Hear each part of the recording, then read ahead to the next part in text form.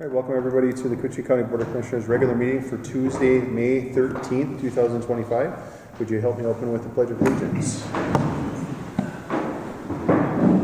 Pledge allegiance to the flag of the United States of America and to the republic for which it stands, one nation, under God, indivisible, with liberty and justice for all. Thanks, everyone.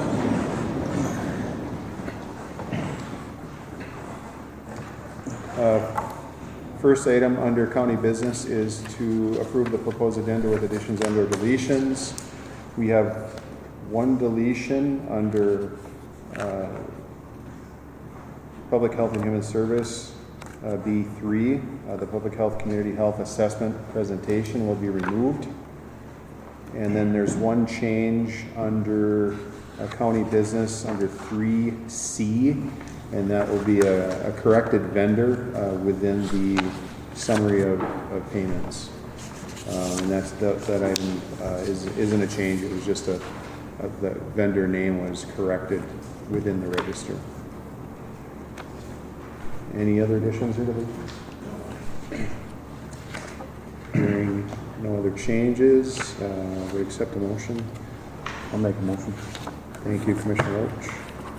I'll second. Thank you, Commissioner Hall.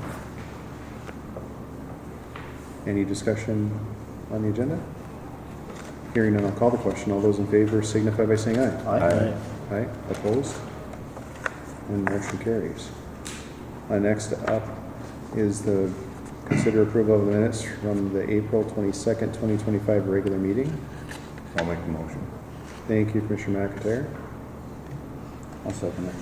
Thank you, Commissioner Roach. Any discussion on the minutes? Hearing none, I'll call the question. All those in favor signify by saying aye. Aye. Aye. Opposed? And motion carries. Next up, financial. And we will, considering the change here, we'll accept a motion on items 3A, 3B, 3D, and 3E. We'll do 3C separate. Item A is approve April summarized payment listing. B is to approve April payroll and ACH vendor payments. Item D is approve highway claims, and E is approve warrant voids. Oh, excuse me, we'll keep the warrant voids out of there too. My apologies.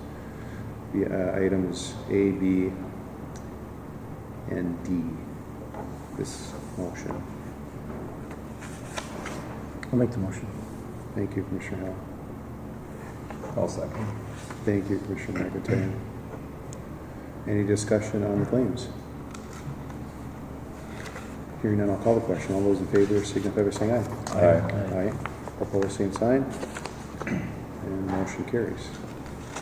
Next up, we'll take the item 3C is approved courthouse claims. And under courthouse claims is where the corrected vendor is on page 21 under vendor number 79144. And vendor number 78595. It was just, like I say, a change in name under that register. So I'd accept a motion to accept that. I'll make that motion. Thank you, Commissioner Roach. I'll second. Thank you, Commissioner Hall. Any discussion on that one? Hearing none, I'll call the question. All those in favor signify by saying aye. Aye. Aye. Opposed? And motion carries. Next up will be the warrant voids. I'll take a quick look here.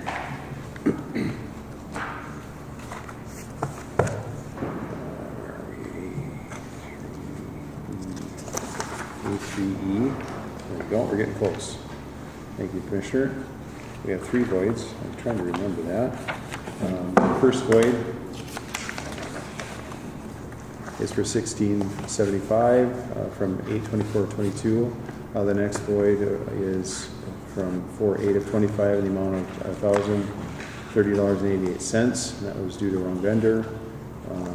Warrant is returned to the county, and the next void is issued from the auditor treasurer from 4/30/2025 in the amount of $3,196. Amount was incorrect. The warrant was retained by the county.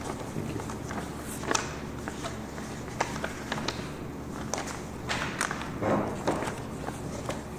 Continual maintenance with the warrants. Can I get a motion? I'll make to the motion. approve? Thank you, Commissioner Roach. I'll second. Thank you, Commissioner Hall. Any discussion on the votes? Hearing none, I'll call the question. All those in favor signify by saying aye. Aye. Aye, opposed? And motion carries. Thank you. Next up, Human Resource, and we have a couple of notices and then an approval. Morning, Commissioners. All right, so item A4A, we hired 2 temporary seasonal individuals for the Highway Labor Department. Andrew Ide, he starts on 6/2 of this year, and Thatcher Jenkinson starts on the 27th of this month.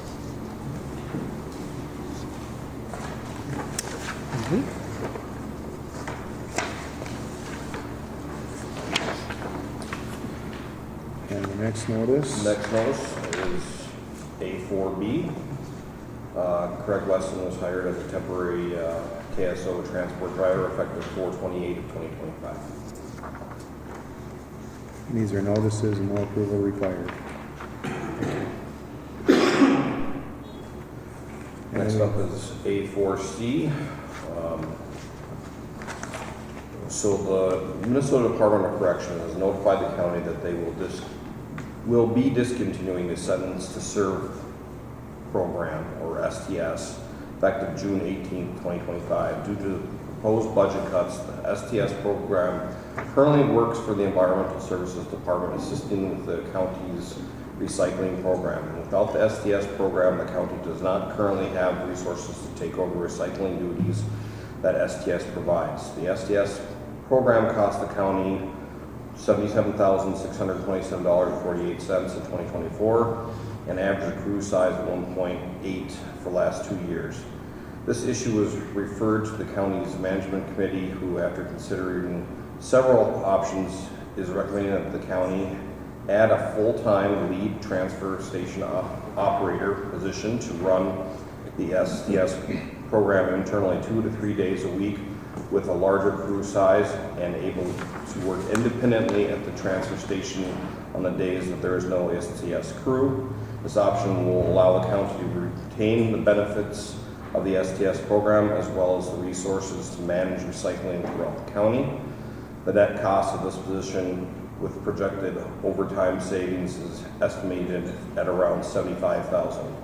The recommendation is to approve recruitment for a full-time lead transfer station operator position as outlined above, but will wait to fill the position until the state budget is approved to see if there is funding for the DOC STS program or not. So, recommended action is to approve recruitment for a full-time lead transfer station operator position to oversee the STS program and work at the county's transfer station, but not to fill the vacancy without board approval.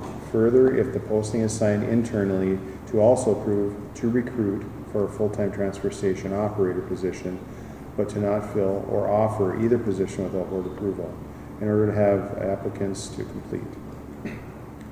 Transfer station work, in order to have the applicants to complete transfer station work, should the state not fund the Sentence to Serve program. So this is all still up in the air. I don't really have any leads, haven't heard anything.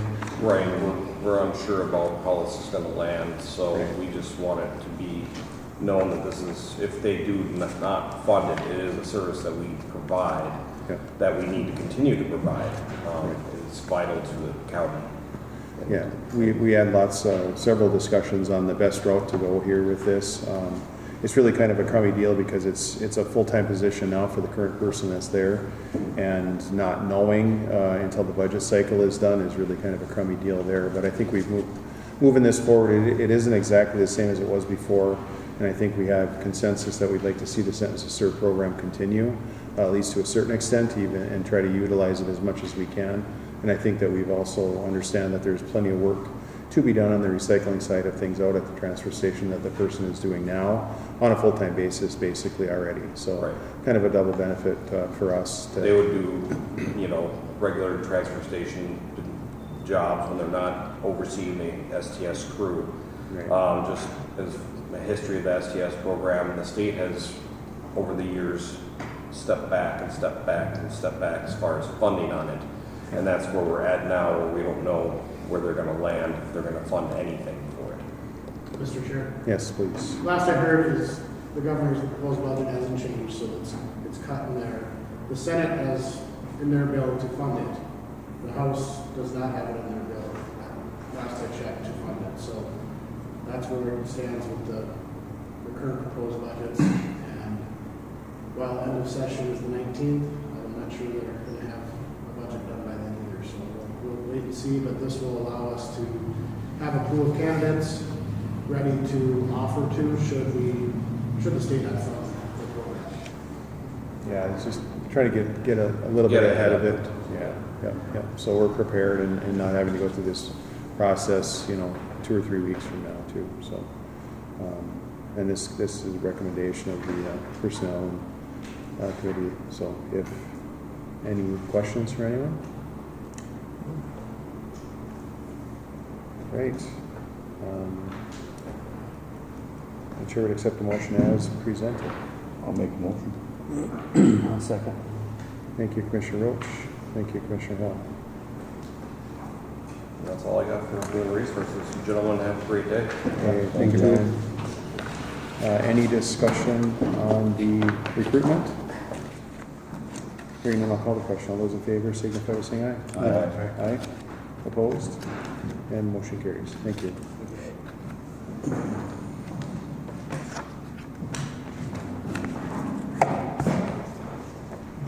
All right.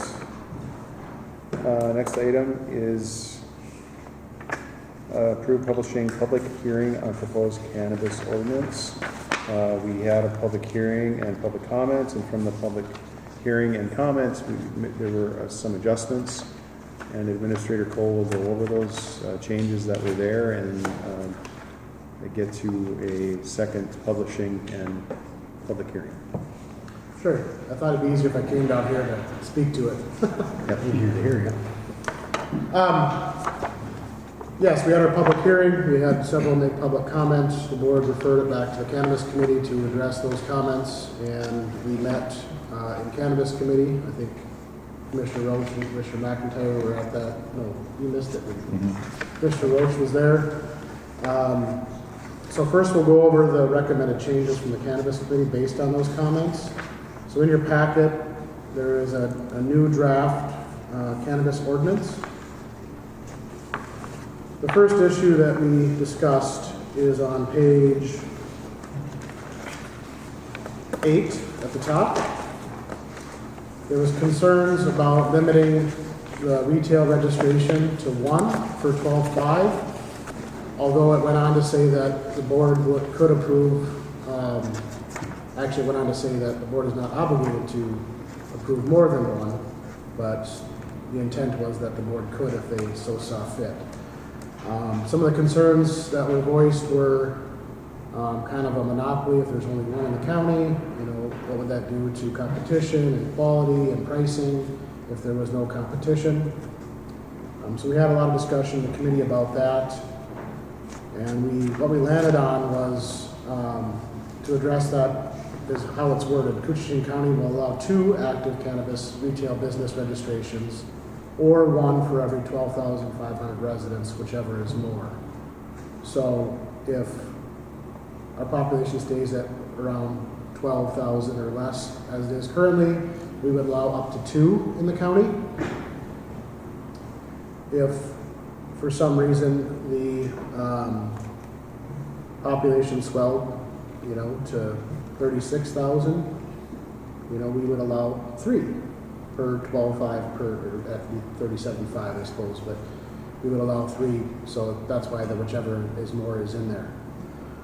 The next sentence kind of elaborates that Koochiching County shall not be required to register additional state licensed cannabis retail businesses, but may review additional applications for registration on a case-by-case basis. So just expounding on that last sentence we had in the original draft, that we're not obligated to do more than 2, but we may entertain them on a case-by-case basis. Any questions or thoughts on that?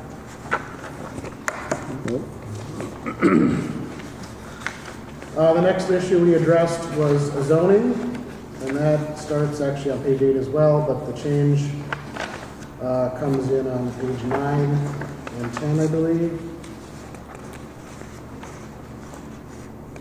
So I think the concerns that were there were, there's cannabis licenses for a micro business and a meso business.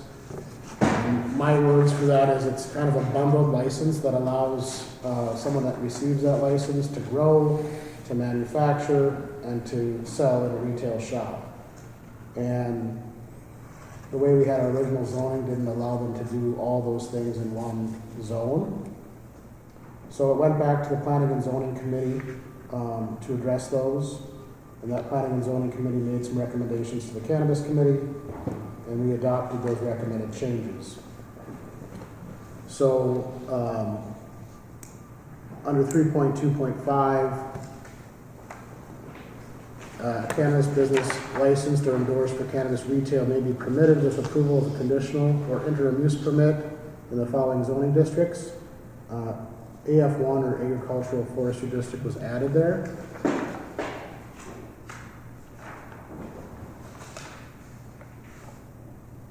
So if someone was doing cultivation, which is 3.2.1, they can be zoned as AF1 or R1 with a conditional use permit. So if they get the AF1, they can cultivate, and now with a conditional use permit or interim use permit, they can also sell on that property. If you turn to page 10, actually the top of the bottom of page 9, cannabis delivery.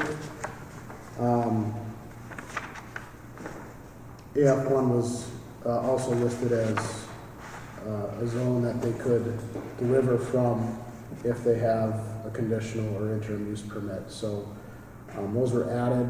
It would still go through a public process because it requires a conditional use permit, so there would be public input by adding these, but it provides an option for somebody that doesn't have to have different zoning to do different parts of their license.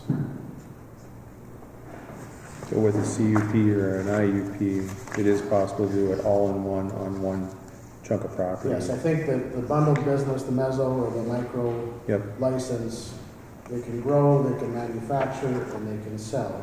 Yep. And so now you go,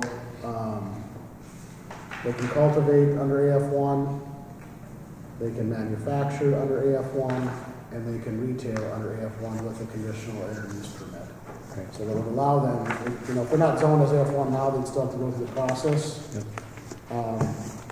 But it would allow them to have one type of zoning, should they choose to do it all in one location. Right. Matt, anything to add? I would just say that the transportation is a separate item, and that has some different zoning standards as well, but that'd be the only item. They were talking about being able to do everything, but the way the state licensing is, they can't get that license if they do those other things. They can't get the transportation license if they do those other things, so they have to do one or the other, and the changes to the zoning allows in the F1 to do all those things as long as they get a conditional use permit or interim use permit. Still a public process, just like that. Any questions on zoning? Okay. The last issue that we heard about and we discussed at length was page 11, use in public places. This was a kind of a tricky one because it's, when someone thinks of a public place, you have a general idea that it's, a street, a sidewalk, a park, publicly owned land, but it's all driven by definition. You know, so the state statutes already list out a lot of definitions of where you can smoke or use, you know, tobacco or cannabis. In the model ordinance that we started with, the definition on page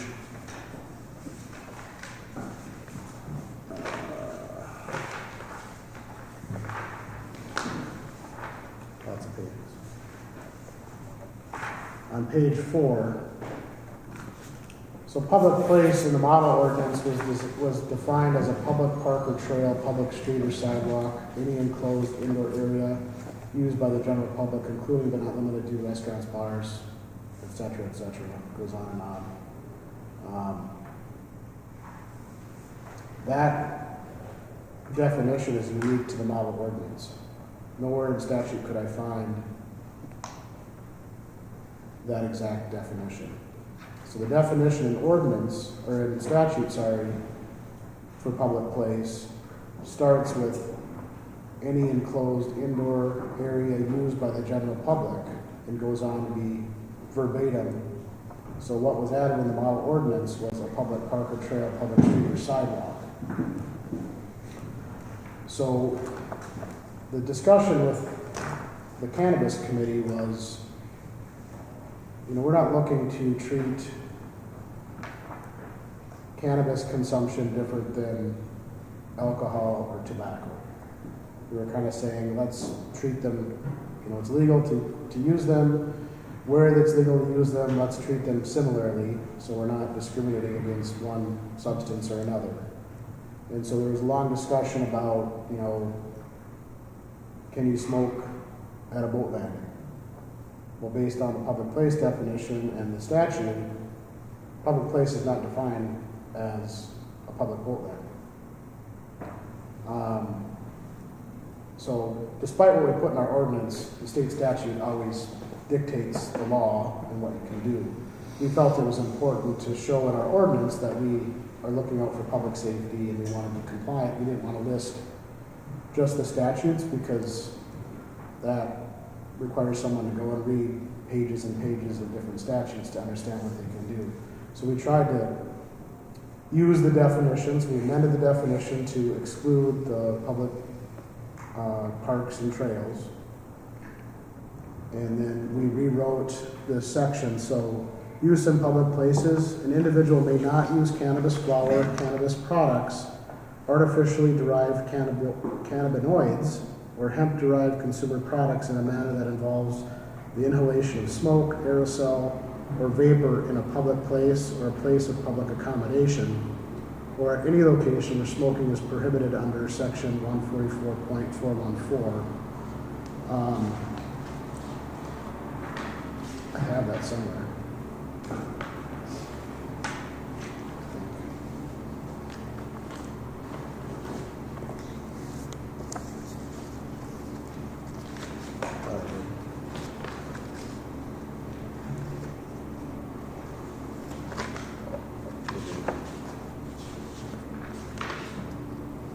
So 144.414 is the, you know, basically the state's version of under public health of the Clean Indoor Air Act, I believe, and has where you can use and smoke tobacco. And so we're referencing that for cannabis as well. Public place and public place of accommodation are defined in our ordinance, so that should be how we enforce the meaning of public place and public place of accommodation. It goes on to say after that, or in any location where smoke, aerosol, or vapor would be inhaled by a minor. That's right out of one of the statutes as well.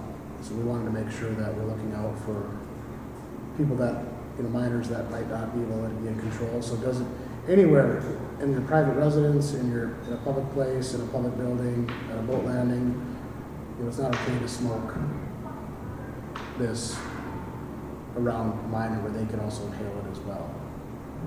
The original definition talked about edibles and beverages related to cannabis and low potency hemp as well. We took out all the edible and drinkable pieces, because we saw that as, you know, if you can drink a beer at the landing, you can drink a THC drink or a low potency hemp drink, to treat those the same. As I went through all the different portions of the statute, it's kind of a rabbit trail to track where they address these different pieces. And I think it's, no matter how we write it, it's going to be somewhat confusing but they got to refer back to the definition of the ordinance to truly understand what a public place is. And we have it all there, and they just got to reference it back there.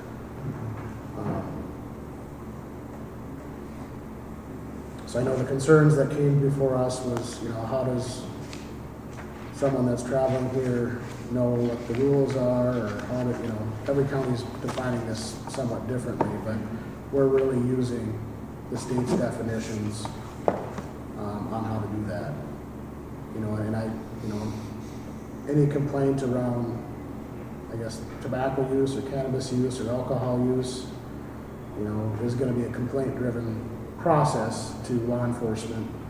And remember, this doesn't apply to any city that has their own ordinance. So the City of International Falls will have their own ordinance. So what they come up with there, they will police and enforce in their area. So this is, right now we have Rainier, Little Fork, North Home, Big Falls deferring to us, so this would apply to theirs as well. I had some conversation with the group as well about, you know, if the city of Little Fork doesn't want, for example, someone to smoke on their sidewalks, they might already have a tobacco ordinance that says no smoking on our sidewalks. They might have to amend that to include cannabis. But in the unorganized portions of the county, where we don't have dense populations where we think that if someone wanted to smoke or whatever would really be a detriment to someone else. So that's really the long version of what we came up with here, but we felt it was a compromise and a better understanding of applying our current rules to tobacco and alcohol and smoking and vaping and aerosol to this new legalized substance. Well, it makes good sense to follow what's already created. I don't know that we need to really go down the rabbit hole of defining every little space. I don't think that would be necessary either. I think this is, again, just like either smoking or having a beer or whatever, I think that's very similar rules. And just as you stated, the cities are going to have jurisdiction within their cities to follow those ordinances. And then if they don't want it on at the park or their playgrounds or their, obviously, but sidewalks or, you know, their public spaces, well, then they can create those ordinances and have those enforced. So I think we don't have to recreate the wheel. And I don't know that the state, you said the state really doesn't have any real specific definition that we can follow in our communities. They define public place. Public place in that, yeah. But yeah. it's really indoor space. Yeah, yeah. You know, in those examples, not limited to, but those many examples that are in the definition, so. Right. I'd be curious to see what bars are planning to do and things like that. That might be interesting. If they're gonna have an outdoor area designated for something like that, or how that's gonna actually work. So it'll be interesting to see that happen, I guess. Right. So that's the amended ordinance based on the comments and based on committee recommendations.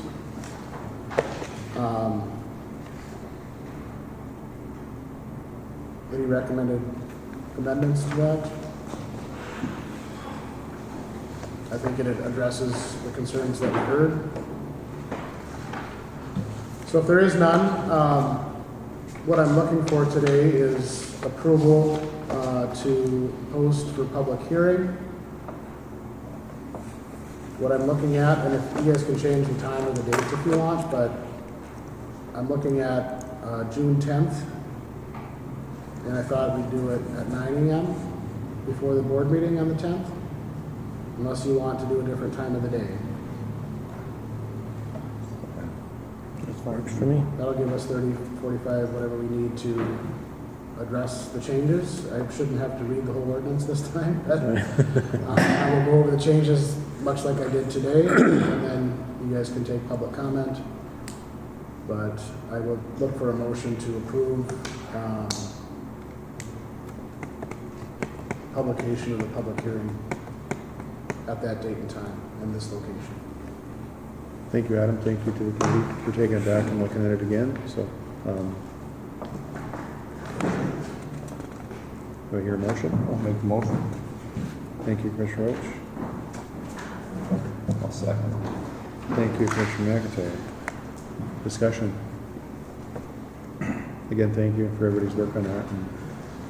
And we'll have the public hearing planned for June 10th, 2025 at 9 a.m. Any other discussion?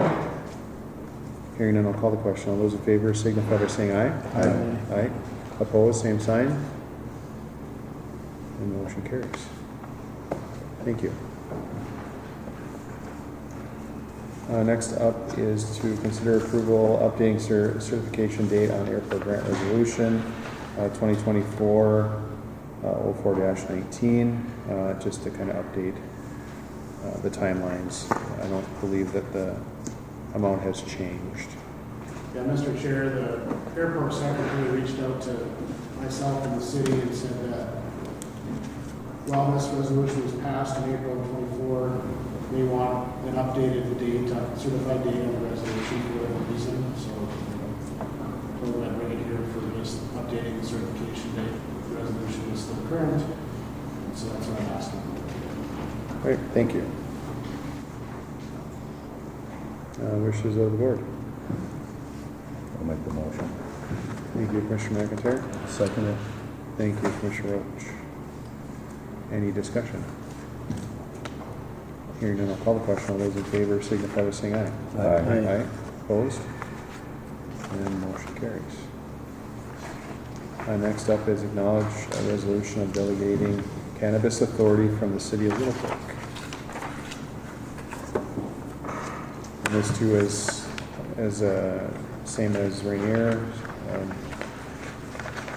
It says whereas Minnesota Statute Chapter 342 established the laws governing the adult use cannabis market, and whereas local governments must issue one retail registration to cannabis businesses, and whereas local governments must conduct compliance checks of every cannabis business and hemp business with retail registration issued within its boundaries, and whereas Minnesota Statute 342.22 states that a county may issue a registration where a city or town has provided consent for the county to issue the registration for the city jurisdiction. And whereas Minnesota statute allows a city to delegate its authority to a county to register and enforce compliance of Minnesota statute chapter 342. Now therefore be it resolved by the City Council of the City of Little Fork, Minnesota as follows: that the City of Little Fork hereby delegates its authority to Koochiching County to issue retail cannabis registration and compliance checks within Little Fork city boundaries. And it was adopted December 19th, 2024.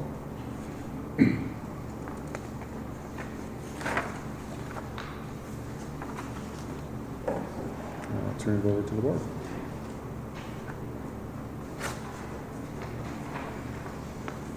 Just need a motion? Yes, please. Yep.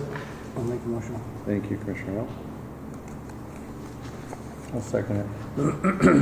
Thank you, Commissioner Roach. Any discussion? Hearing none, I'll call the question. All those in favor signify by saying aye. Aye. Aye. Opposed? And motion carries. Next up is consider approval of the legal gambling permit application, LG 220, application for exempt permit for Rainy River Community College Foundation exempt raffle. This raffle will be conducted June 5th, 2025 at the Thunderbird Lodge. Is there anybody here to speak to that? Yes, please. Hi,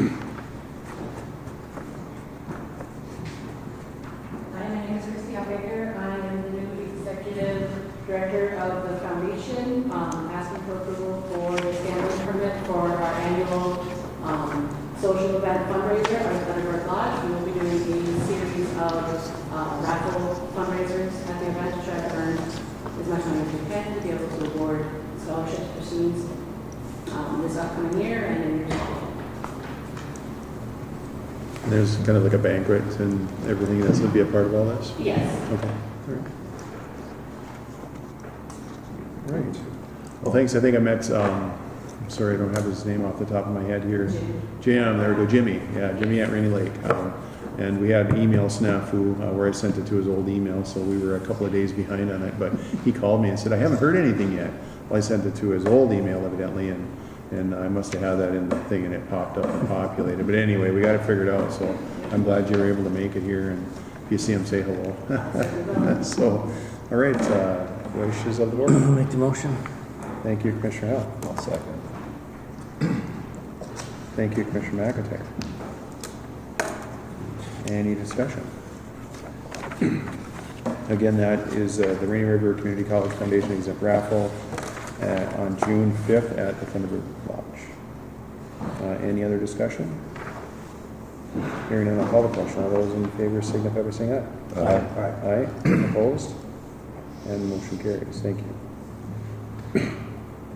Next item, consider approval of board activity for the Minnesota State Demographer Center presentation. And that is being planned for June 5th, 2025. Not a specific timeline set up yet, and we're going to discuss it a little bit at the Committee of the Whole on what we would like to see or hear from the demographer. But this will be to consider this a board activity, so we can all be there at the same time. So we tried to get it on a Tuesday. I was on an unavailable time. I would have liked to have coincided it with a board meeting. However, the demographer will be in the northern part of the state, really, in the midweek, and like to be here on the 5th. So we decided, and Tara will explain a little further, that they would have liked to have been in person, and they're planning on that on the 5th. So hence the idea of the board activity here. So. Wishes of the board. I'll approve. Thank you, Commissioner McIntyre. Second. Thank you, Commissioner Roach. Any discussion? Hearing none, I'll call the question. All those in favor signify by saying aye. Aye. Aye. Opposed? And motion carries. Thank you. Item 10, consider approving proclamation of Treatment Court Month. And do we have anybody to speak to the treatment court? Hi. Please, come on up. Joelle Higgins, and we also have Alana Warner and Sheriff Evans here on behalf of Treatment Court. We would like to formally invite you to our 20th year celebration. It's going to be in conjunction with our National Night Out on August 5th. So if I may pass out invitation.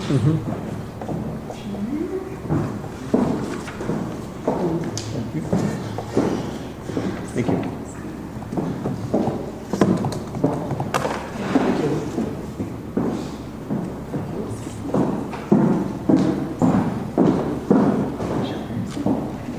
And I thought Alyssa Heffenmuller was going to be joining us, but I don't see her name. And she was going to speak and just update with some statistics, which I don't have. So I was told that I didn't have to say anything today.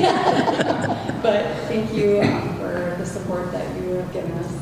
Okay, well, I'm gonna read the proclamation. I think it's important and stuff, and I was able to attend. Adam and I attended a graduation ceremony for a couple of the people that are involved with this here over the course of the 18 months or 2 years, and it was very moving and glad to see that and really happy that they were able to have a program like that and get back portion of their life that's due to this program here, and I think it's really good work that you're all doing there and taking the time to do it. It's basically volunteering, kind of a lot of effort and stuff, but I know it's very much appreciated from the sheriff to yourselves to all the people that are involved in it. So it takes quite a team to do it, and the judges on board with it all, and it's really good to see. So, but I'll cleaning ditches on Thursday, so. Oh, cool! Yeah, that's nice. And so the proclamation of Treatment Court Month, May 2025, whereas according to all Rise treatment courts are the most successful justice system intervention in our nation's history for reducing crime by addressing substance use and mental health disorders, and whereas treatment courts save an average of more than $6,000 for every individual they serve, and whereas treatment courts provide a range of economic benefits to communities such as reduced costs in court and prison expenditures, increased tax revenues, lower foster care expenses, and decreased costs related to victimization. And whereas treatment courts combine accountability with evidence-based treatment, and whereas treatment courts annually refer more than 150,000 people to life-saving treatment and recovery support services.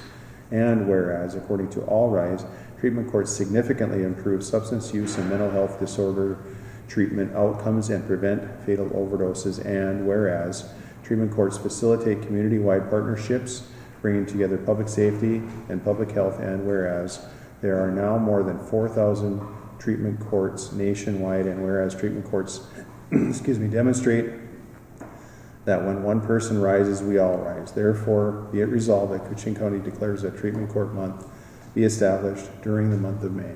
So a lot of the human benefits too that should be mentioned, that, you know, it's really, one person helps a whole family. So it's a big deal, and so thank you for all your work. Thank you. Thank you. Chair would accept a motion to approve proclamation of treatment court month for May 2025. Make the motion. Thank you, Commissioner Roach. 1 second. Thank you, Commissioner Hill. Any discussion? Thank you very much again. Hearing no other discussion, I'll call the question. All those in favor signify by saying aye. Aye. Aye. Opposed? And motion carries. Thank you. Bob, you're up. Hi, Mr. DeGrosse. Hello, Hello. Bob DeGrosse, Superintendent of Voyageurs National Park, headquartered at 360 Highway 11 East in International Falls. And I just wanted to come and give a brief update on some things related to the park, as I do typically following our spring Voyageurs Affairs meeting and everything like that.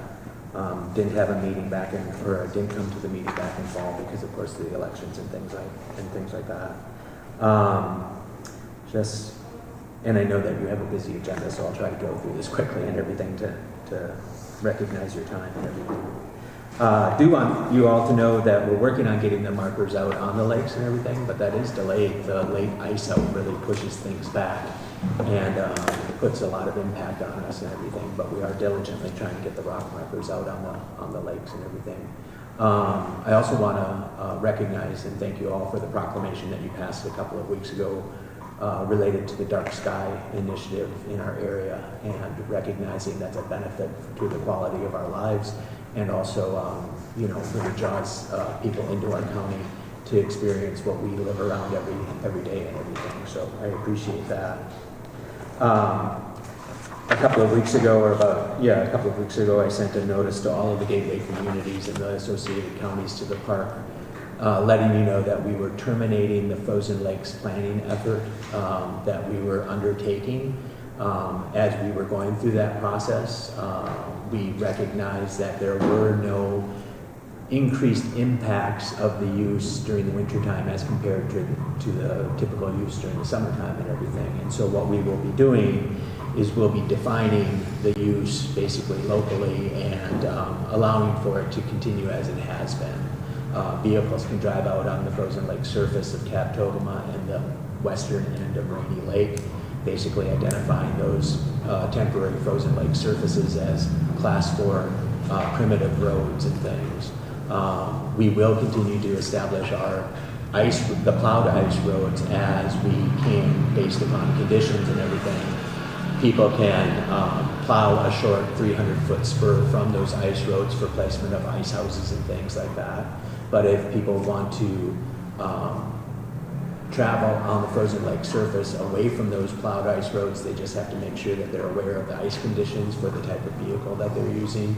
They need to make sure that they don't damage or destroy our established designated snowmobile trails in any fashion. And we don't allow vehicles other than snowmobiles to cross the land-based safety portages and things. So basically we'll be doing what we have been for years prior to starting this effort and things. So. Also, Kettle Falls will be in operation this summer. I know sometimes that's a question for people and everything. The current operator, his contract goes until the end of 2026. So we are in the process of doing messaging and getting our ducks in a row so that we can elicit interest in the next contract period, which would take effect in 2027. So we're actually doing a site visit for interested parties next week so that they can review the operation and get a sense of how it takes place out there and everything. We'll probably be doing another site visit later on in the summer.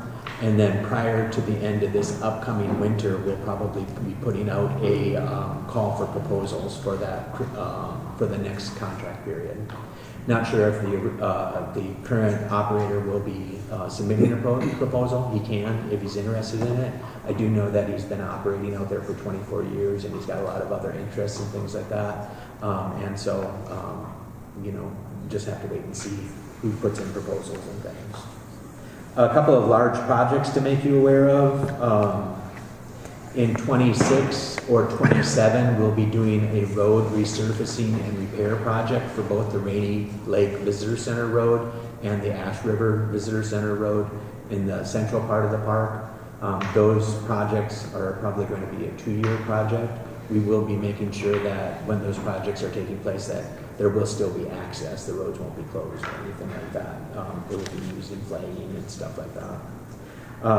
Also in 2026 or 2027, another 2-year project, we will be replacing the electric line to the Kettle Falls property. That line goes from the Ash River area out to Kettle Falls, so there'll be activity on the lakes on Namakan basically, as they're replacing that line and everything. So. And then also want you to be aware there will be some wetland restoration work on Rainy Lake around the Black Bay area this summer, the mechanical type of work that we do during the summertime and everything like that. And that's basically going to be not only in the Black Bay area, but also the Lost Bay area of Rainy Lake and everything. So there will be noise and disruption out there, but of course the long-standing benefits of that project are way outweigh the short-term annoyances with it and things like that. I'm joined today by Brian Harmon, who is our lead for Natural and Cultural Resources, and also Brian will be acting superintendent upon my retirement, which will be taking place on May 30th of this year. So Brian will be filling in behind me, and if you have any questions about the park and stuff, please feel free to reach out to Brian. He'll be attending the CBB meetings and the Boilers Clean Water Joint Power meetings and the typical meetings that I participate in and everything like that. But I'm looking forward to staying in the area here upon my retirement and things, and I'm sure that Brian will be doing a good job. But that's the update that I have, and I'm more than happy to answer any questions that you might have. Thank you. Good for me. All right. Thank you. Sounds Yep. good. Thank you. Take care. Congratulations.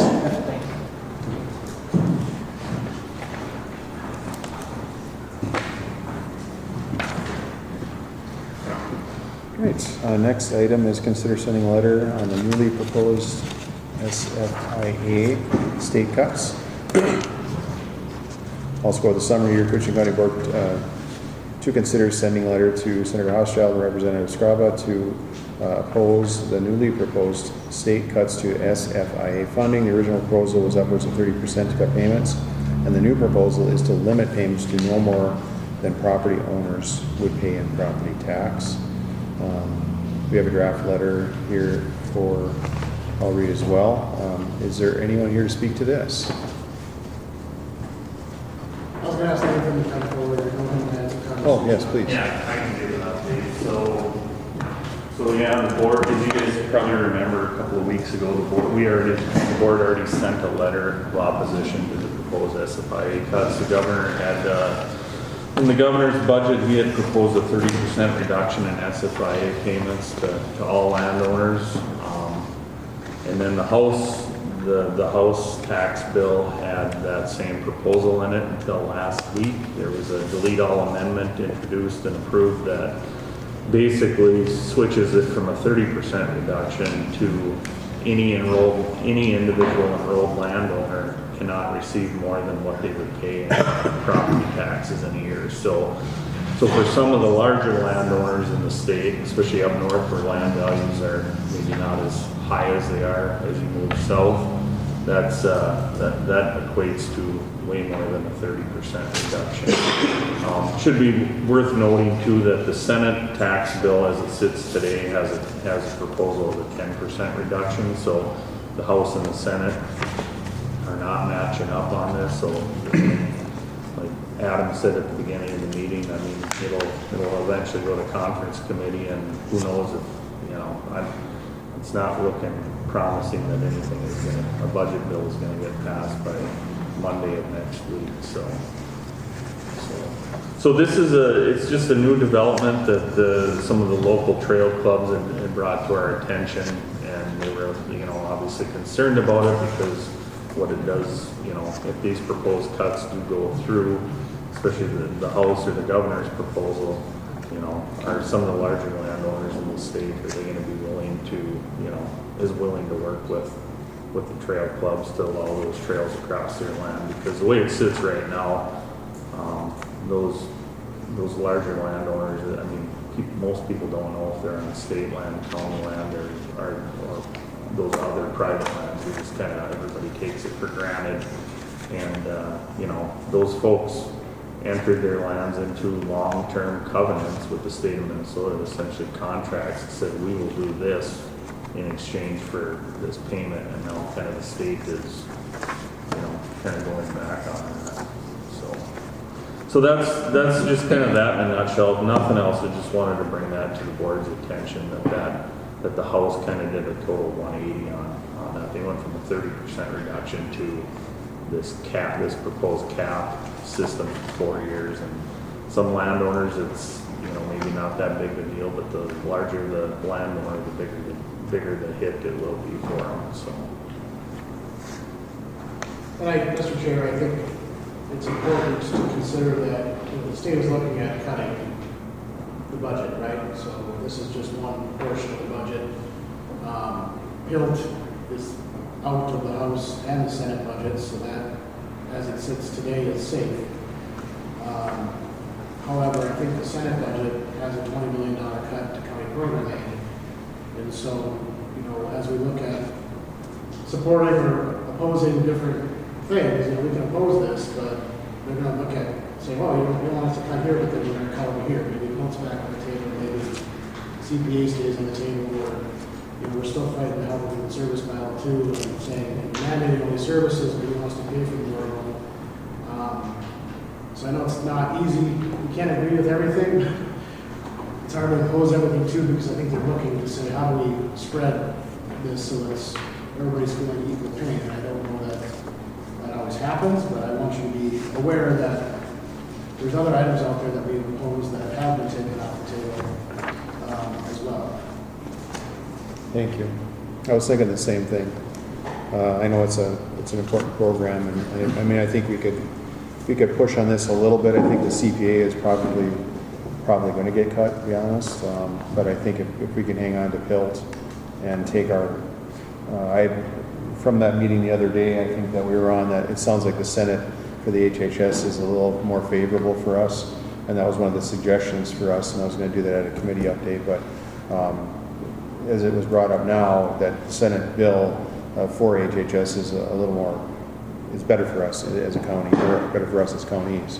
So to suggest that we call our representatives, text them, call them, email them, whatever you need to do to let them know that you support the Senate bill for HHS. And because that's where I think the largest chunk of our, or at least right now, internally for our budget is going to come from there. Is where we're going to get a big hit. So.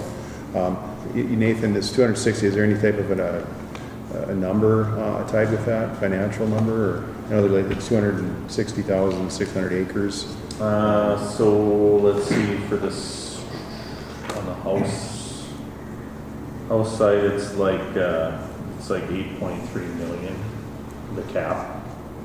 That's what it does statewide. Now, like I said, individual landowners, the larger the landowner, the bigger the share of that 8.3, they'll take a hit.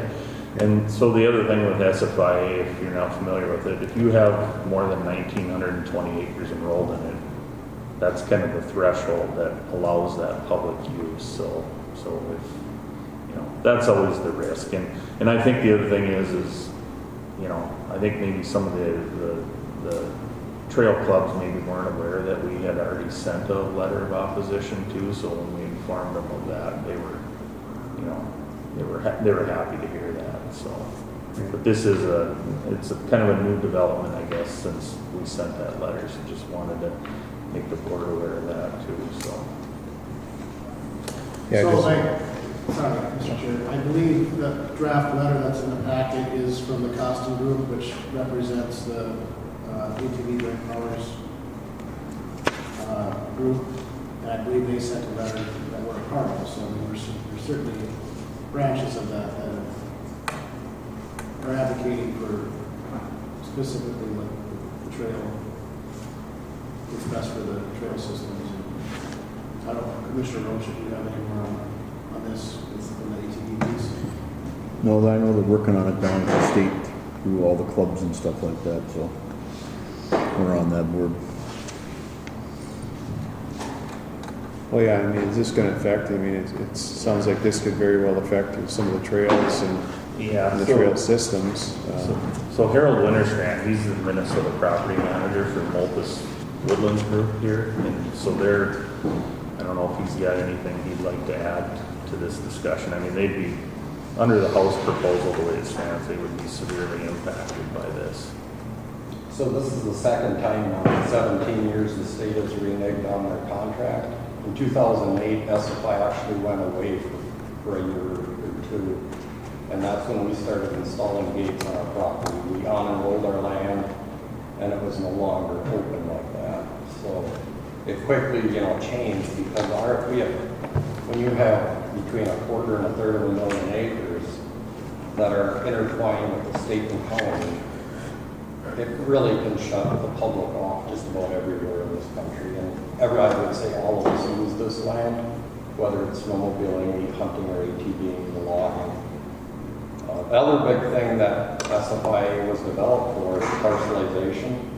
I think without SFIA, we would be selling a lot more land. We have 266,000 acres in SFIA of our 281.5. It's 95%.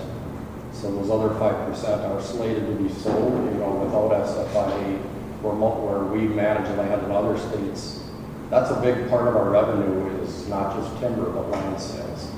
So this SFIA payment makes up for the land sales. Therefore, we sell no more than like 1 or 2 or 3 40s a year until this year when we sold a parcel by Birchdale to the state of Minnesota along the river to preserve Rainy River. But I think what it's really doing is keeping this land open to the public for not just our county, Itasca, St. Louis. I just can't imagine, if SFI did go away, we purchased the land with the understanding it came with a 50-year contract. And when you make a couple million on timber sales and you pay 1.6 or 1.7 million back in taxes, and then you have $1 million overhead with reforestation employees and all this costs, it's not a profitable land base because it's on a 50 to 100-year rotation with aspen and spruce. Right. Whereas down in the south, they can start thinning at age 7 and clear cut at age 25.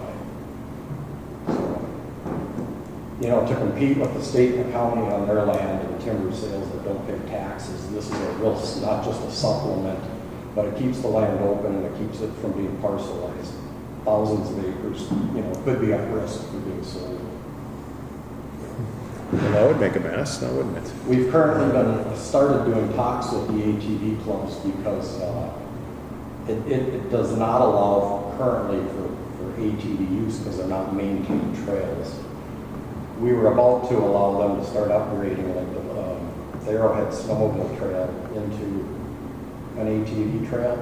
However, we've asked them to put that on hold because we've given them a verbal agreement, not a written lease, that if SFIA goes away or is reduced, then we no longer want to further access to this. If they're going to take something from us, why would we further access to the state of Minnesota? So it's not that we're shutting the public out, but we're not going to further access and create more access when they're reducing us.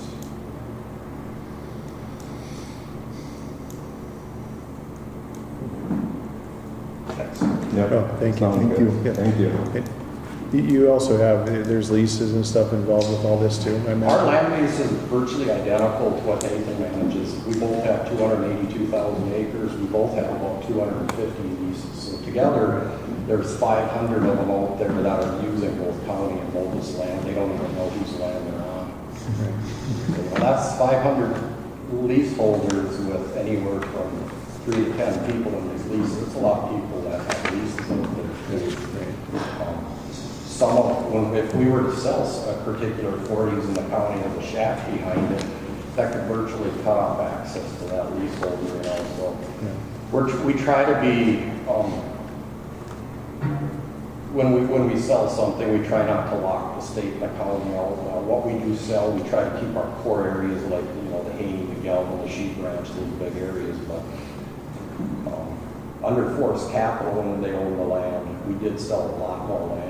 Now that we're in a 50-year covenant and we can be profitable with the SFIA payment, we don't really sell hardly any land anymore, which is great for the public. You know? I think I remember when the gates were closed, that was a pretty contentious thing there for a couple of years. I don't have property out in that area, but I heard several people that were very irritated. But I understand. I mean, I yeah, understand. in particular, it would really hurt like the snowmobile clubs and the ATV clubs probably the most. Right. We're trying to get that off the ground, you know. And I know Region-wide. the letter has already been written. You know, I just came because Nathan said it was on the table again. I've been dealing with the ATV clubs, Tom Doherty, Steve Cook out of Mel George's, and I think that's why they asked you to write a letter, because these ATV clubs are important. The trails are important to them. Right. We currently don't even have ATV trails up in this country, in this neck of the woods, and that trail will connect International Falls all the way down to that Crane Lake country. Yeah, once we get south of here a little ways, it's pretty open going down there. But yeah, to get here is tough. Right. So to say the least. So, well, appreciate you taking the time to be here today. Thank you. And bringing your letter. Thank you. Anything else, Nathan? No, I think that pretty well sums it up. It just, yeah, again, I mean, I think we all take for granted how nice it is that most of the ownership is either public or these larger industrial private forest lands that, you know, are essentially open for the public to use like they are public lands. So yeah, kind of, you know, it's a catch-22, right? The state's got to reduce the budget somehow, but yet this program allows those amenities for not just us up here, but everybody in Minnesota to come up and enjoy those lands. So. I'm gonna read this letter if that's okay, just to kind of reiterate kind of what we've been talking about here. And this is opposed to the Sustainable Forest Incentive Act. And writing to express a strong opposition to the proposed reductions in Sustainable Forest Incentive Act payments included in both the House and Senate tax bills. Since 2001, SFIA has played a vital role in encouraging long-term sustainable forest management on private lands across Minnesota. Landowners who enroll commit to decades of conservation by following approved forest management plans, restricting development, and in many cases providing public access to their land by the development of trails, ATV, snowmobile, hiking, biking, and ski trails. Over 1.1 million acres are currently enrolled, supporting both environmental and economic goals in our state. The tax bills propose to cut SFIA payments in 2026 and 2027. These drastic reductions would effectively stop trail development in northern Minnesota and potentially limit the public's access to existing trails. ATV, snowmobile, hiking, and biking trails would be impacted. Sustainable forest management is a public good. We must ensure that Minnesota continues to honor its commitments to landowners who have made long-term sacrifices to preserve our working forests and make sure that the public has access to trail systems. I respectfully urge you to remove the SFIA payment cuts or, at a minimum, exempt properties with public trails running through them. Thank you for your time and consideration. And that would be what we would be accepting a motion on to send to similar people that we sent their first letter to, the SFIA. After the presentation, I think it is an important thing that we do here. We have the largest SFI in the state, so I think we've obviously affected the most. And I know some of the committees that we all sit on are wanting to use that property as well for access, for trading, for swapping, things like this here. So, and I know Nathan works a lot with the access part of it, maintaining our access to the timber. And I think he's done a great job with all the entities that are in our county being able to do that. So, wishes of the board. I'll make the motion. Second. Thank you, Commissioner Roach. Thank you, Commissioner Erickson. Any discussion? And it seems like every time you enter into an agreement, it gets changed, and that just destroys any incentive to enter into an agreement. Just makes it harder the next time along when the agreements are not honored. Agreed, yeah, you lose that trust and that long-term commitment, I think, and I think we need that, especially for what we're doing up here, especially for what we're doing here in this county, let alone other counties adjacent. So. It's a good point. I think anywhere, we get involved in all these different plans, right? Landscape plans, water plans, watershed plans, you name it. There's plans. It's not just here, but it's all the counties in northern Minnesota.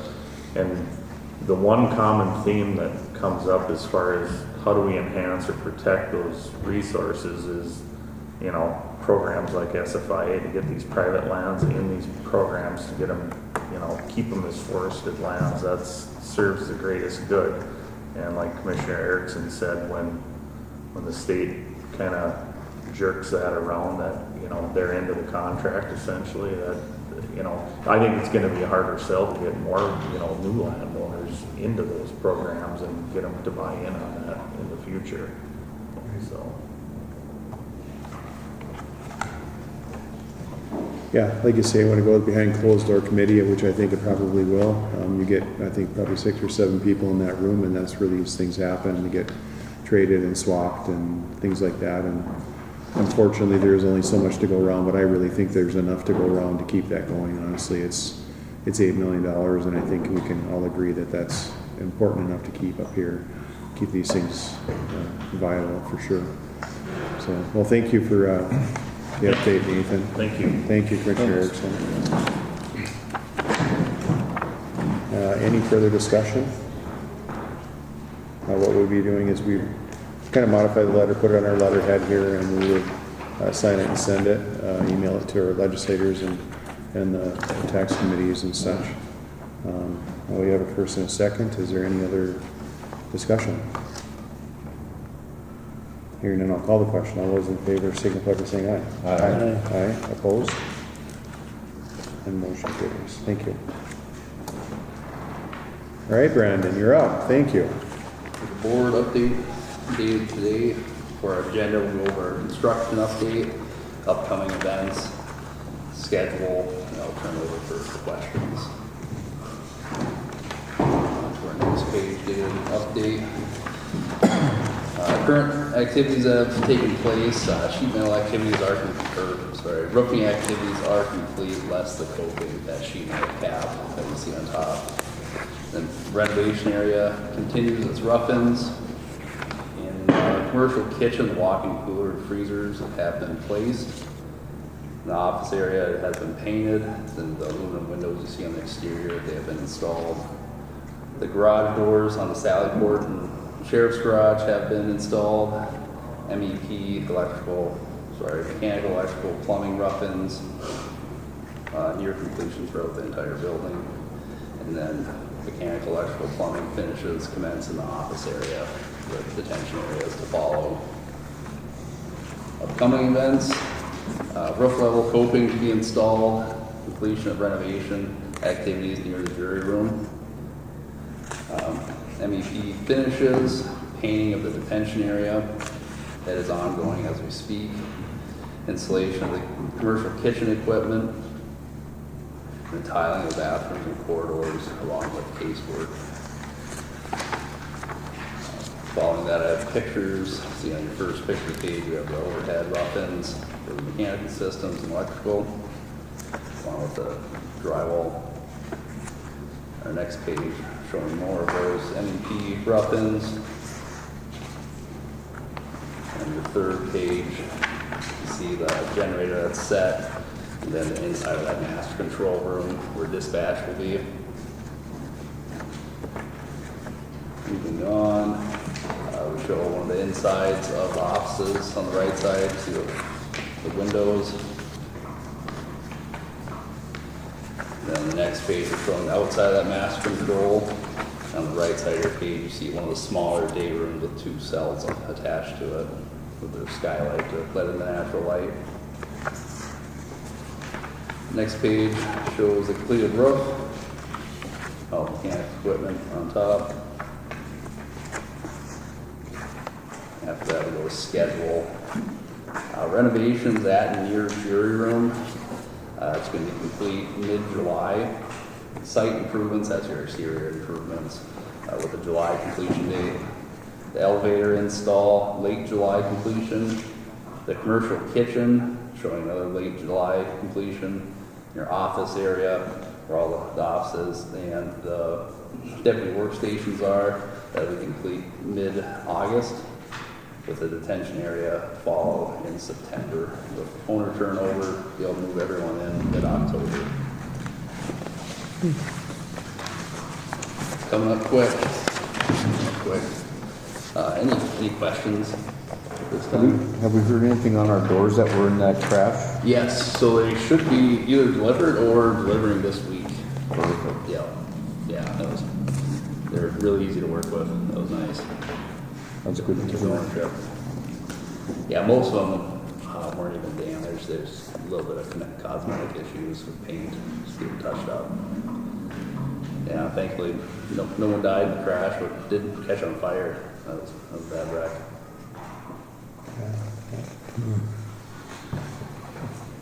So things are moving right along, on schedule and everything for Absolutely. timelines? Okay. Yep. And we'll have a oversight committee this afternoon again and kind of go through a few more things. And, Feeling confident in our completion date of October. okay. Sounds good. All right. All right, Brandon, thank you. Thank you.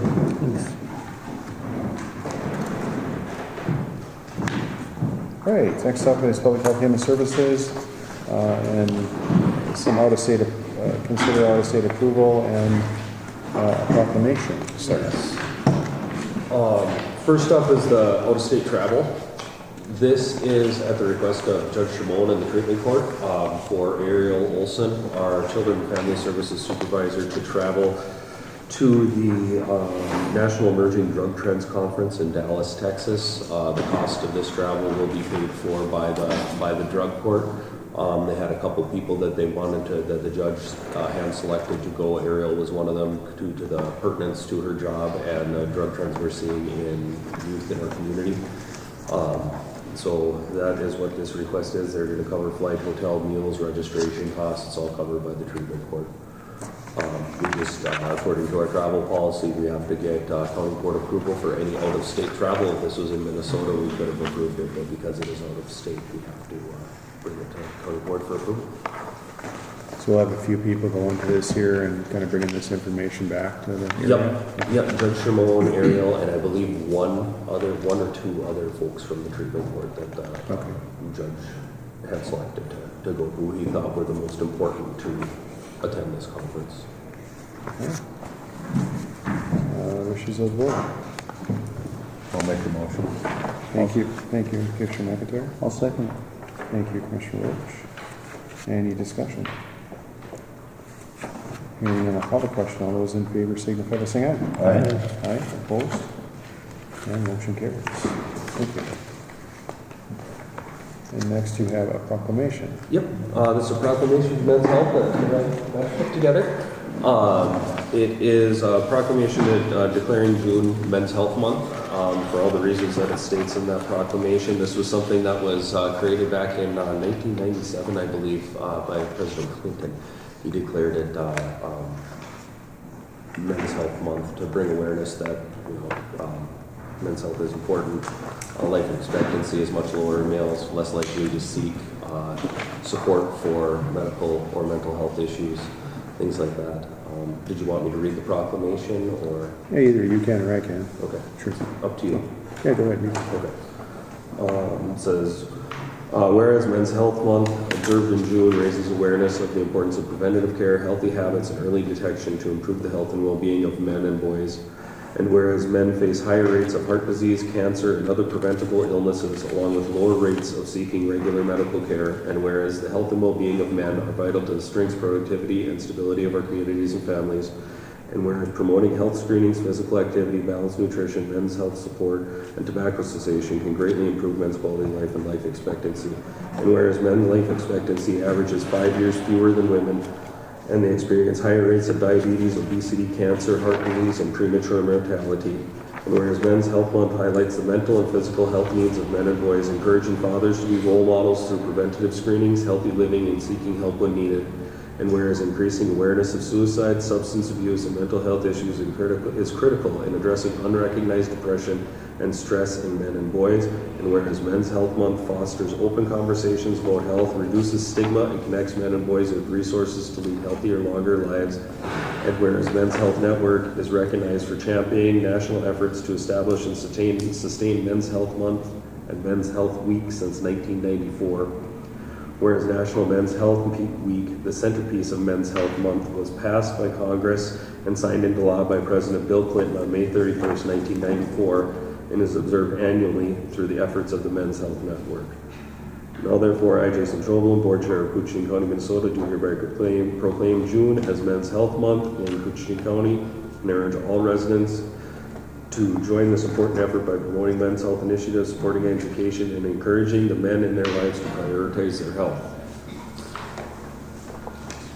Thank you for reading that. Yeah. I'd read it, but I was that tired of reading. Yeah, you better read quite a few things already, so. So thank you for that. It was no offense, but I do think it's important to recognize. I think it does get overlooked, and Yeah. There's lots of things that have changed over the years, obviously, but maintaining that, myself included, it's important to watch these types of things and stay on top of them and not let them go and whatever, you know what I mean? And I think it's important for people to understand that,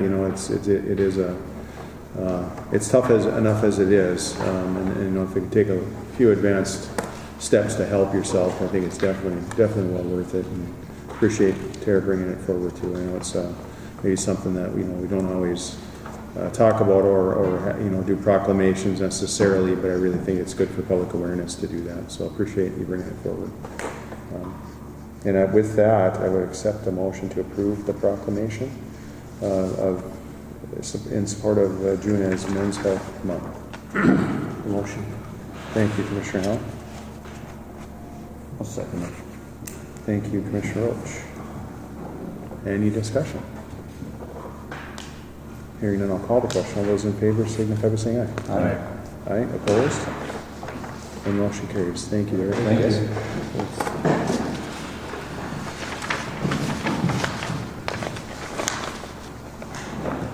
Next up, highway. Hey, Trent. How come you're always last, man? Nobody wants to listen to me. Oh, come on.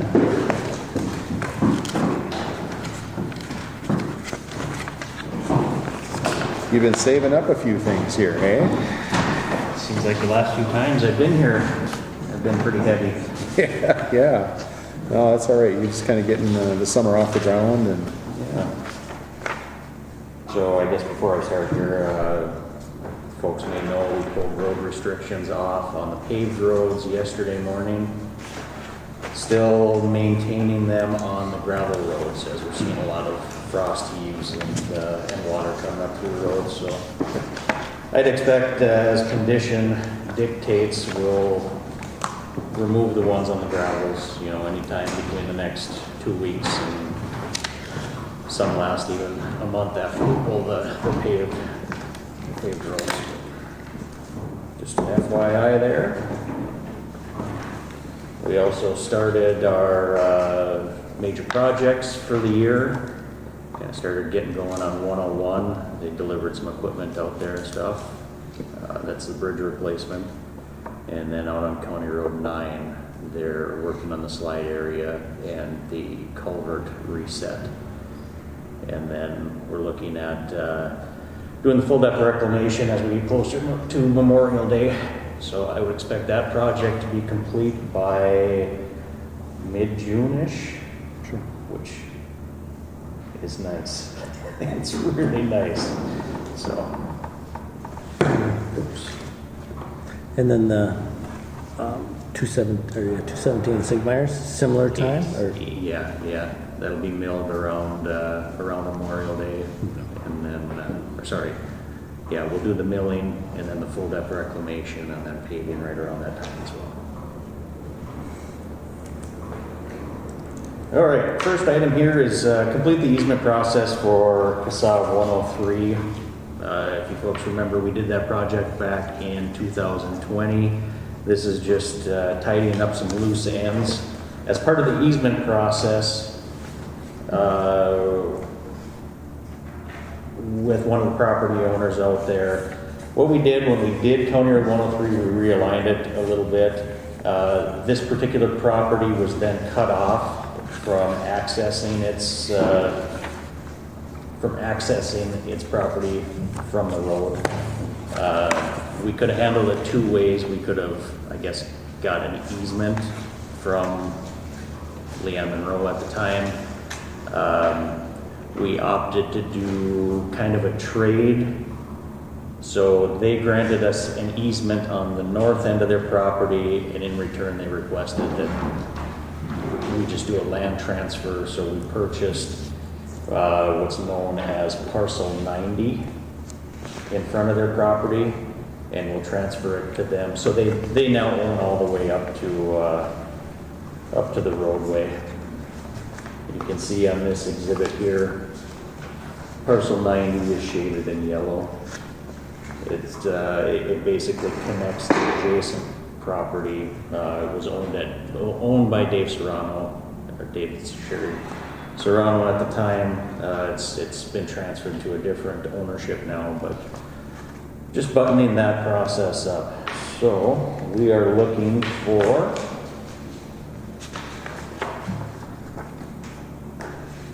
That's pretty much just when you turn into 103, it's just up the road a quarter mile. Yep. Okay.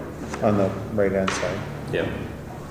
So we're looking for the board chair and county board clerk, administration director to sign this warranty deed for the easement, or sorry, for the land on Casal 103. Wishes of the board. I'll make a motion.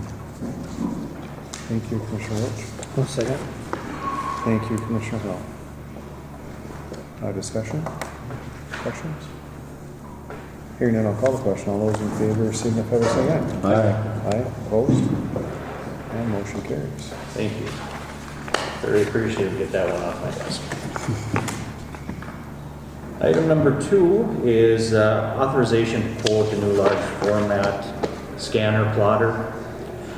So we've always had one in our office back about, it must have been 7 years ago now, I suppose. We got a different one, a used one, in co-op with the City of International Falls. Like I said, that one was used, very high quality plotter, but it is now obsolete and does not function. They won't even come up and look at it anymore, unfortunately. So we are looking to go and quote a new one.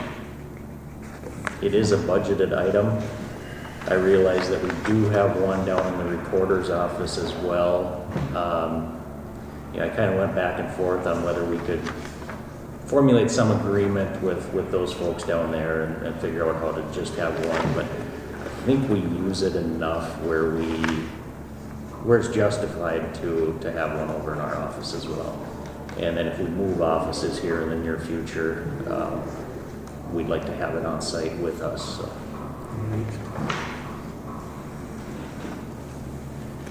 Yeah, they're handy and they print out some pretty fancy paper through there. So I've used that one down in the downstairs there myself.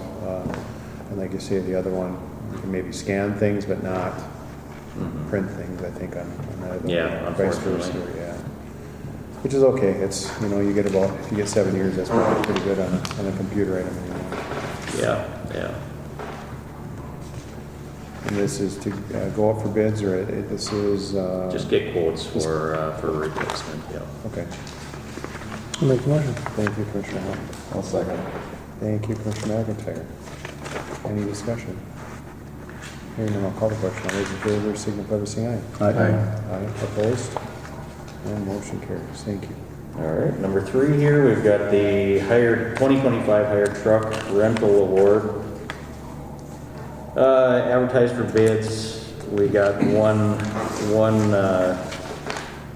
bidder, which is kind of standard, I guess. Usually Zimba's pretty interested in it. Like I said, bids were open on 5/2 at 2 o'clock. Interest from one bidder. You can see the map that we've got here, identifying each zone. Area 1, Zimba bid $127 an hour, and again, these are for side dumps, or belly dumps, sorry. The area 2, $132 an hour, area 3, $140, area 4, $124, area 5, $137, area 6, $140, and area 7, $140. There were a couple that went up just a couple dollars an hour. He held similar prices, or the same prices as last year. I think 4 out of the 7. So, would recommend awarding to Zimba Trucking for these listed rates. Wishes of the board. I'll make the motion. I'll second it. Thank you, Commissioner Hall. Thank you, Commissioner Rich.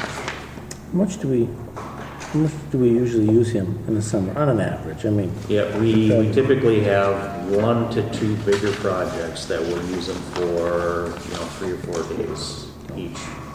But last year we used them to haul material from Birchdale into International Falls.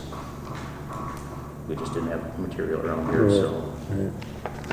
And then if we have a major graveling project or something we use them for, or in the event that we do shouldering, we have his trucks come and haul for us. Well, thanks to them for throwing in a bid too. Yep. Glad that they do that. Any other discussion? Hearing none, I'll call the question. All those in favor, signify by saying aye. Aye. Aye, opposed? And motion carries. All right, item number 4 is approve the 2025/2026 nuisance beaver trappers. Contract runs from May 16th, 2025 to May 15th, 2026. Had a number of folks that were interested. Area 1, we would recommend award to Bill Vance at $55 a beaver. We had two bidders come in at $55 a beaver. Bill is one of our incumbent trappers. We've got a good track record with him, so we're recommending that we continue going with him. Jerry Palm in Area 2, So Bill Vance for $55 a beaver in Area 1. Area 2, Jerry Palm for $60 a beaver. Area 3, Ken Miles for $95 a beaver. Area 4, Bill Vance, $55 a beaver. Area 5, Bill Vance, $55 a beaver. Area 6, Kent Linder, $90 a beaver. And Area 7, John Loma, $75 a beaver.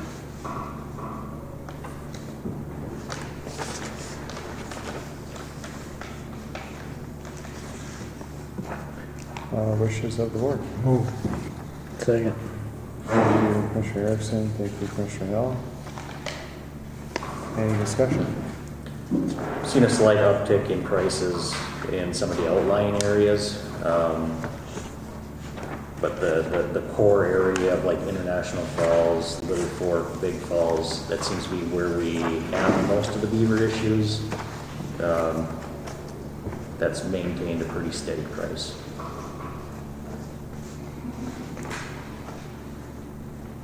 Anybody else? Hearing none, I'll call the question. All those in favor signify by saying aye. Aye. Aye. Opposed? And motion carries. And you're getting multiple bidders for multiple areas? I'm sorry, I should have asked. Yeah, if you look at the exhibit here, you can see which bidders bid where. There's some interest is good. Yeah, I mean, there's not a whole lot of multiple bidders in an area.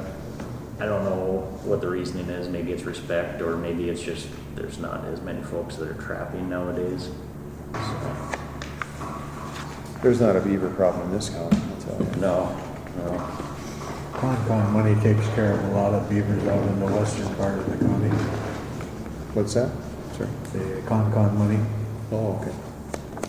there's a couple of trappers out there that essentially follow county prices or county bid prices in the forest trapping. I know there's lots of leaseholders and things like that that take care of a lot of that stuff on their own as well, out in the different areas and things, and causing, backing things up. They would certainly appreciate it if anybody could go out there and do that, because it's like a month-long work to get rid of them, so you can go out and get your lease or get to your land or whatever. So yeah, they cause a lot of When you go to a timber auction and you see timber go at $40 to $55 a cord, and think that one beaver will take care of several cords or flood out several acres. Yep. I don't have anything against beaver. They provide a service, but they need to be controlled. Yeah, well, yeah, we had some of those discussions about timberland prices and stuff, and how they can really dwindle the prices on that stuff. So It's criminal. Some of the areas that I've seen in my, not county land, state land, the acres that have been of reproduction that have been destroyed it's not thousands, it's tens of thousands or hundreds of thousands of dollars worth of timber. In an uncontrolled environment. You'll notice one prominent name is missing on this list this year. I was going to mention that. Yeah. Jim Roggenrode, he opted not to bid this year. He had shoulder surgery. So maybe we'll see him back next year. Hopefully we'll see him back next year. Yeah, it's unbelievable what he's accomplished over the years with all of that. Yeah, and then to keep doing it, but when you're really good at it, well, why quit? Yeah. So Yep. that's great. All right, I think we're good on the motion, and we voted yes. So next up is the signed funding agreement. Yeah, number 5 here is approved signatures for the UT 195 rail crossing improvement project funding. Commissioner Hell and myself have had a discussion about this back a few months ago. One of his constituents had called or emailed regarding it. And it's a project that started up back in, was it 2021 or 2022, I believe. The state had some additional funding to address some railroad crossings that were considered to have a pretty significant conflict. So we started down that path. UT 195 was one that was identified. It looked like we were go with it, and then there was a disagreement between CN and the state of Minnesota on some labor contracts or something. So it got pushed back. They finally come to an agreement or an understanding, so it is now on the forefront again. A little bit of background. So as I said, the intersection of UT 195 and the CN rail were identified as presenting a significant conflict. MnDOT has agreed to cost share with the county for the project. Total estimated cost is just over $660,000. This is to put arms in. MnDOT would cover 95% of that, totaling approximately $627,000. with the county covering the remaining 5% of just a little over 30,000. Sorry, $33,023.75. Now this is a UT road, so it would be the local funds that we would use. In talking to the contact with MnDOT, they're thinking that the project is likely a 2026 project, which it benefits us because we have some work that we need to do to the intersection. We have to widen it a little bit, make it a 22-foot road surface. I think it's about 18 feet at the moment. So we've got some stuff on the front end to do. CN handles all the construction and inspection of this project, as well as the continued maintenance. So the electricity fees, if something goes wrong out there, that's on CN. So this RBA is to pass a resolution to authorize the county board chair and county engineer to sign the agreement.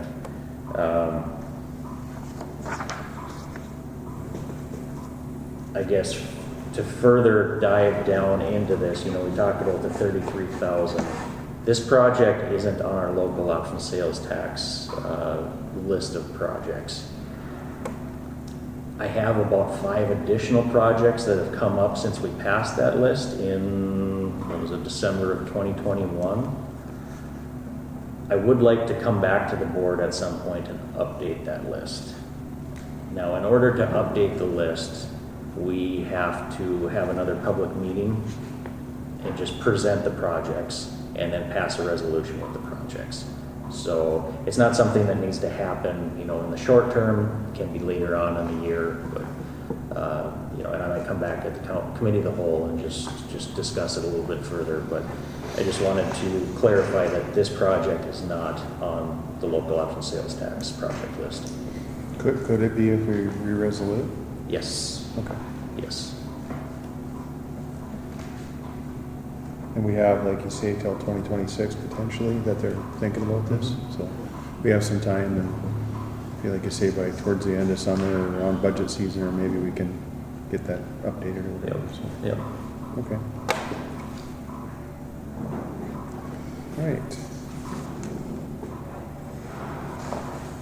And so today we're just going to approve the chair and the engineer to sign the funding agreement with M&DOT for the rail crossing. Correct.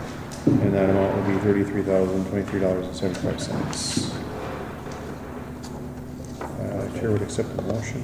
Make the motion. I'll second it. I'm sorry, I should have said where UT 195 is. It's right inside Ericksburg. Yeah. It goes back to, there's a Ericksburg boat landing on the river there.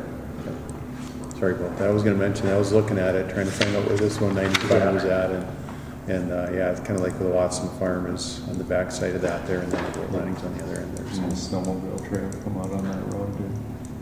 Nope, that's down. that's on the That's other around the side. corner, That's that's on about a mile 98. past, yeah. Yeah. Cuts through the woods there, and then you go straight down, go up the lake.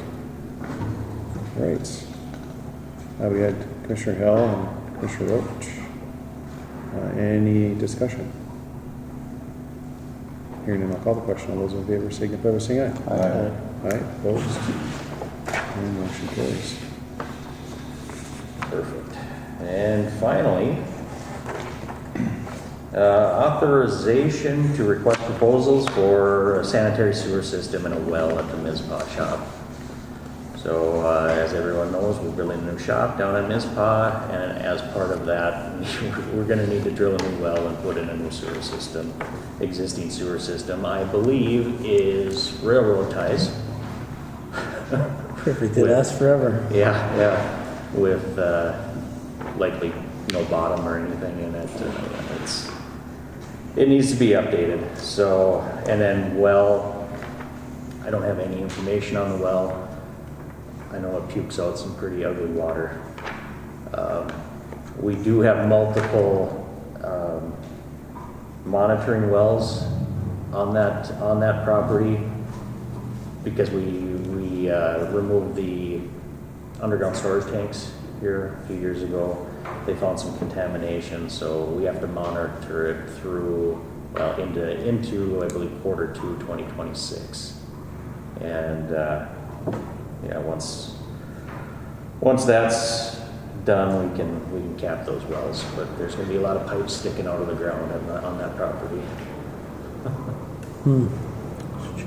How deep is the well that they have and how big? Or you don't even know where it's at? Don't even know that. I'm gonna assume it's kind of a sand point well. Okay. You know, probably less than 30 feet, I would bet. It might be right below. Does it come up in the building, in the floor then?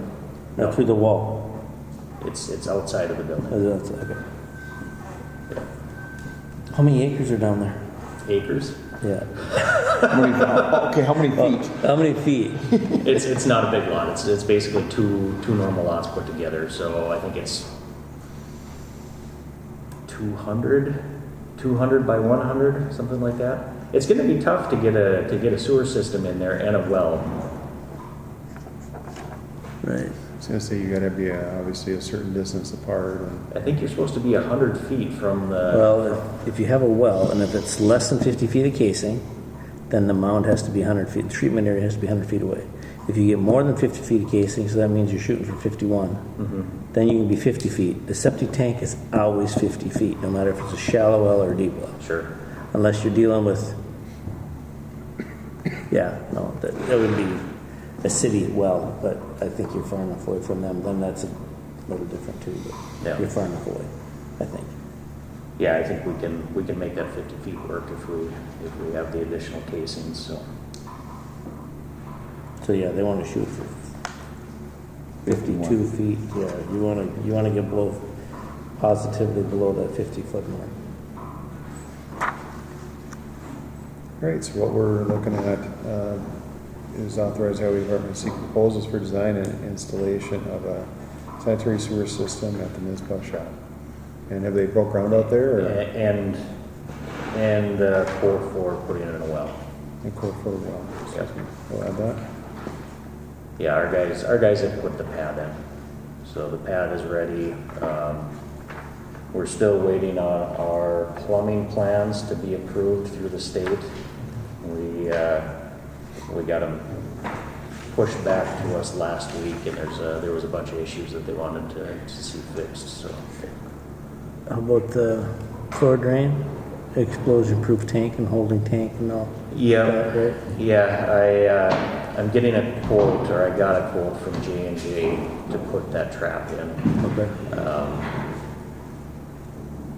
If we do the holding tank, we'll probably just put a holding tank in ourselves. Right. That's something that our guys can Yep. do no problem. So. All right, so It was not part of the bid for the building, so where is the money coming from? Yeah, the money would come from. I'm gonna try and use more state aid funds on these two items, and it would come through our maintenance fund. so very, very little cost share though, as far as local funds. Quietly, yes. I would accept a motion for the highway department to seek proposals. I'll make a motion. Thank you, Commissioner Roach. I think I stay out of this. Thank you.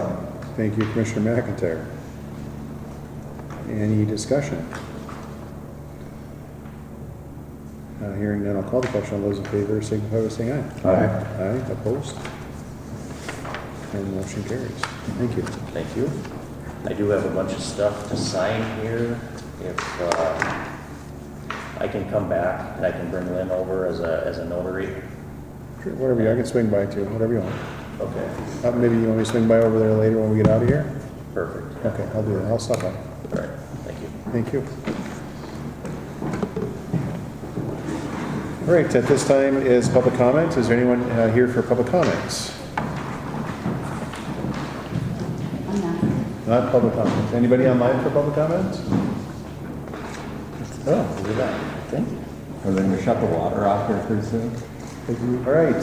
You want me to give you a little update on the water? No public comments. You for the power then? You still have room? Oh, okay. Other business, roundtable on committees, committee updates, everyone?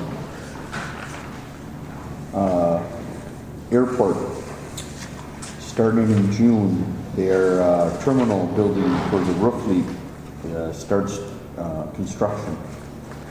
So they figure it's gonna be about a month-long project. They're making plans to work around all the people for travel, stuff like that in the building. But it sounds like by the end of June, our roof leak at the terminal is finally gonna be taken care of. That's been a long time coming, I think. It's been 6 years.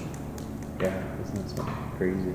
So, but that, they are moving forward with that, and our runway reconstruction, on the east-west runway starts in June also. So, airport will be a busy place again this year.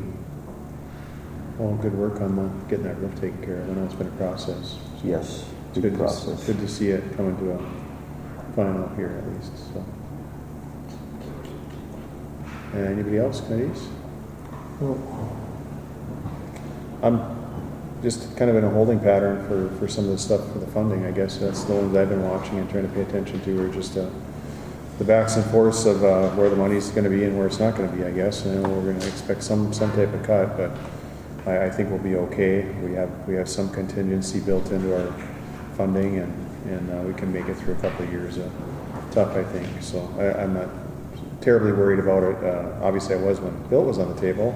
If Pilt is truly not on it, then I really think that we'll be okay. And if we can fight for some of the HHS funds and the SIF, I think is important. I think if we can keep those things close, I think we'll be okay. So, and no other committees for me.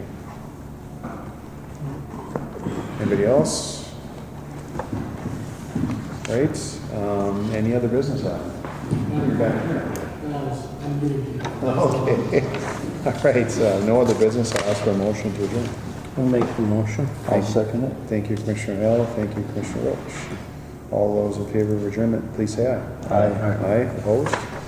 And we are adjourned.